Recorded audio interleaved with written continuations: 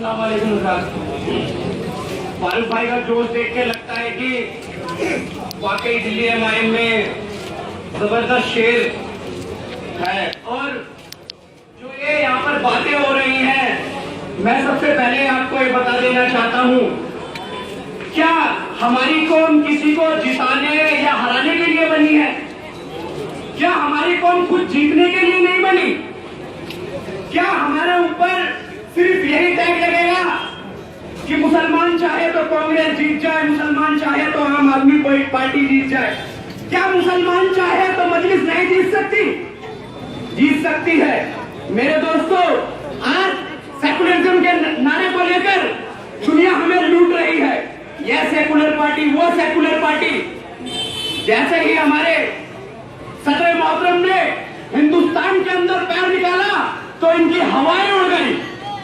अरे अब तो वैसे ही आ गया, सेकुलर पार्टी के नीचे से भी हवा निकल रही है और ऊपर से भी हवा निकल रही है। उत्तर प्रदेश की सरजमी पे पैर रखा तो कहने लगे बीजेपी को मजबूती मिलेगी और बीजेपी की सरकार बनेगी। अरे सेकुलर पार्टी, जब उत्तर प्रदेश की सरजमी पर हमारी मां बहनों की इज्जत लूटी जा रही थी, जब तुम कहां पर थे? जब हमारे भाइयों का खून बहाया जा रहा था, जब तुम कहां पर थे? जब हमारे मां बहनें रो रही थी, जब तुम कहां पर थे? अगर तुम सेकुलरिज्म का नारा लगाते हो तब तुम वहां पर खड़े होते और हमारी कौम की गुहार को सुनते तो हम समझते तुम सेकुलर पार्टी हो। लेकिन सेकुलरिज्म के नारे को लगाकर हमारी कौम को सिर्फ लूटा जा रहा है। बिहार में एक रैली कर दी तो नीतीश जी के, लालू जी के हवाएं उड़ गए। अरे फिर ओवैसी आ गया, फिर बीजेपी जीत जाएगी। अरे क्या है बीजेपी? कुछ नहीं है। और जीत भी जाए तो क्या उखाड़ लेगी मुसलमानों का? जीत भी जाए तो क्या उखाड़ लेगी? अरे कम से कम ऐसा तो बनो कि वो सामने आए तो उनकी हवा टाइट हो जाए। जैसे 543 एमपी में हमारे अफजल भाई ने बोला, जब एक शेर आवाज लगाता है तो 542 एमपी की हवा टाइट हो जाती है कि एक ऐसा शेर बोल रहा है। उसे ज्यादा लोगों की जरूरत नहीं। वो कहता है कम से कम 4 तो आए कंधा लगाने वाले। जब मैं बोलूं तो 4 हाथ पीछे हो। अरे मेरे दोस्तों, ये बड़े इंदूराव है और दिल्ली के अंदर रोखला विधानसभा, दिल्ली बल्ली नारायण बाड़ा, इंदूराव, फिरोजपुर, साफाबाद, ये ऐसी सीटें हैं जो हम मुसलमान भाइयों की है और हमारी है। कोई एमएलए बनेगा तो हमारी मर्जी से बनेगा, कोई काउंसलर बनेगा तो हमारी मर्जी से बनेगा। हमारी मर्जी के बगैर कोई कुछ नहीं बन सकता। अरे आप लोग मुत्तहिद हो, यहाँ से काउंसलर बनाओ, यहाँ से एमएलए बनाओ, हमारी पार्टी का बनाओ। कम से कम उन मुसलमानों के बारे में सोचो जो 20% विधानसभा में रह रहे हो। अरे आप मजबूत होंगे तो उन्हें भी मजबूती मिलेगी, चाहे वो जीते चाहे हारे। उन्हें ये तो पता होगा हमारे 5 एमएलए दिल्ली के अंदर है, हमारे 5 एमएलए 20 काउंसलर दिल्ली के अंदर है। हमारे साथ कुछ नाइंसाफी होगी तो वो 5 एमएलए खड़े होकर हमारी आवाज को पार्लियामेंट में उठाएंगे। मेरे दोस्तों, ये मुत्तहिद होने का समय है, इत्तेहाद लाने का समय है, एक होने का समय है। आज भी एक न हुए तो धीरे धीरे हमारे नामो निशान मिट जाएगा। हमारे जो एक चल रही हिस्ट्रियां चल रही है, जैसे कि औरंगजेब के बारे में भी आपने सुना, इन्होंने चाल क्या खेली? हमारे ही हिस्ट्री को मिटाकर हमारे ही कौम के जनाब APJ अब्दुल कलाम का नाम रखना चाहा। अरे क्या हमारी कौम है वो? अगर औरंगजेब लौट था वो भी हमारी कौम है, अब्दुल कलाम है वो भी हमारी कौम है। हमारी कौम को जूठन गिराने वाला समझा है क्या? अरे अगर अब्दुल कलाम को नाम देना होता तो इस कॉलेज में नाम दो, उनके नाम पर जो मिसाइलें बनी है उनको मिसाइल का नाम दो।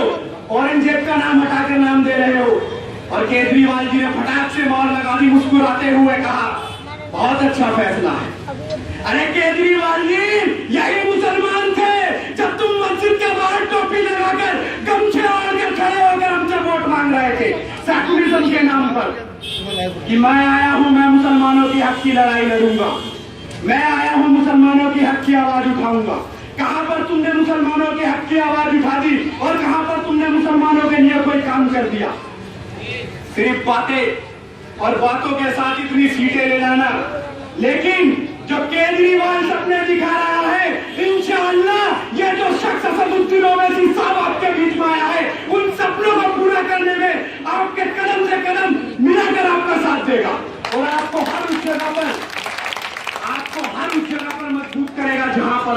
चोर लगोगे।